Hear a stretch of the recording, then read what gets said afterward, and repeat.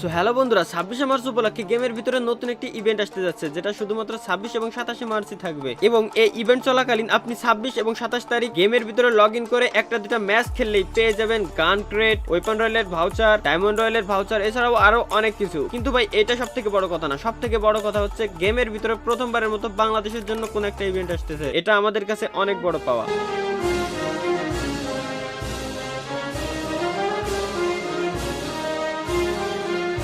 তো হ্যালো বন্ধুরা, আশা করি সকলেই খুবই ভালো আছেন। তো বন্ধুরা, আজ আমি আপনাদেরকে শেখাবো ফ্যাক্টরি কিভাবে হ্রাস করতে হয়। না বিসমিল্লাহ বলো, দেখছি মানে বোঝা হয়ে গেছে কি হবে না বাকি। বন্ধুরা, আমরা আবারও স্টার্ট করে দিছি এন্ড এইবার আমরা ভাই ফ্যাক্টরিতে রাজ করেই ছাড়বো, ঠিক আছে?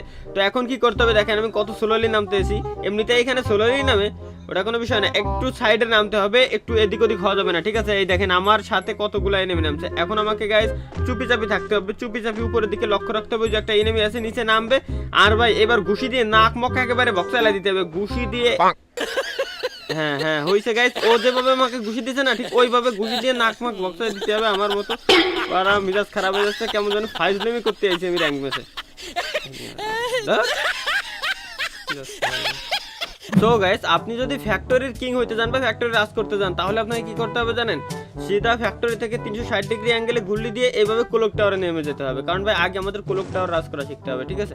তাহলে আমরা পারবো ফ্যাক্টরি রাজ করতে। তো ক্লক টাওয়ারে মোটামুটি আকারে এখানে লুট ফুট নিয়ে নিলাম। আর এখন ক্লক টাওয়ার শেষ করার পরে আমরা ফ্যাক্টরিতে আসছি, এখানে একটা এনিমি দেখতে পাচ্ছি।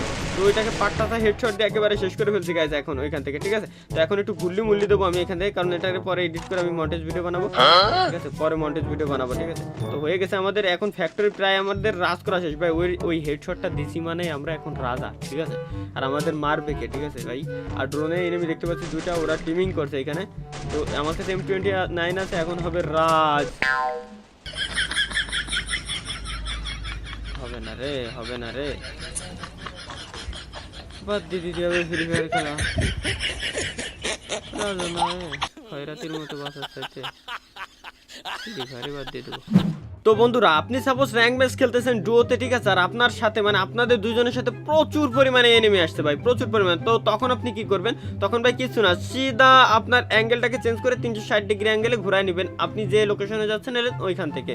তো এরপরে চলে যাবেন, দেখবেন আগে গান টান পান নাকি কোনো জায়গা ভাই। যদি গান পেয়ে যান তাহলে ঘরের ভিতরে আপনি একটা কাজ করতে পারেন, চুপটি করে বসে থাকতে পারেন, অথবা গান টান মোটামুটি আকারে নিয়ে এনিমি যদি থাকে তাহলে ভাই যে আমার মতো এভাবে হালকা করে রাশ করে দিতে পারেন। আর বালপাকনা যদি টিমমেট থাকে তাকেও বলেন রাশ করতে। কারণ কি শুনবেন, বালপাকনা টিমমেট যদি থাকে তাকে রাশ করতে কেন বলবেন? তার আগে এনিমিটাকে আমি শেষ করিনি, এনিমি একটু লাফাচ্ছে বেশি, ঠিক আছে?